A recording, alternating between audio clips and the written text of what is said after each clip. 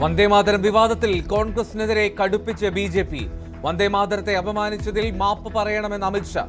സോണിയാഗാന്ധിക്കെതിരെ രൂക്ഷ വിമർശനം, കേസെടുക്കണമെന്ന് പോലീസിൽ പരാതി.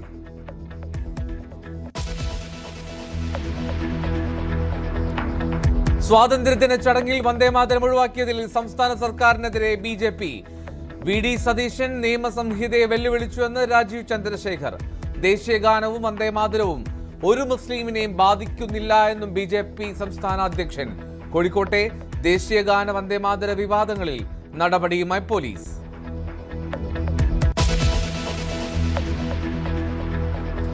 ബിജെപിയിൽ നിന്ന് രാജിവെച്ച് നടൻ ദേവൻ. ഗുരുദേവ ദർശനങ്ങളാണ് തന്റെ രാഷ്ട്രീയമെന്നും അത് നടപ്പാക്കാനാകുന്നില്ല എന്നും വിമർശനം. രാജിപ്രഖ്യാപനം കണിച്ചുകുളങ്ങരയിലെ വേദിയിൽ.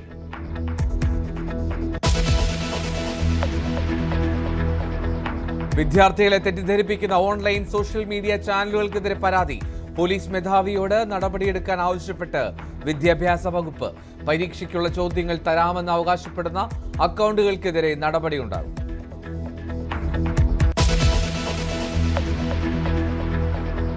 തിരുവനന്തപുരം പട്ടത്ത് വൻ തീപിടുത്തം. പ്ലാമൂട്ടിലെ ഫർണിച്ചർ കടയും ഗോഡൌണും കത്തി നശിച്ചു. തീ അണച്ചത് 1.5 മണിക്കൂർ നീണ്ട പരിശ്രമത്തിന് ശേഷം.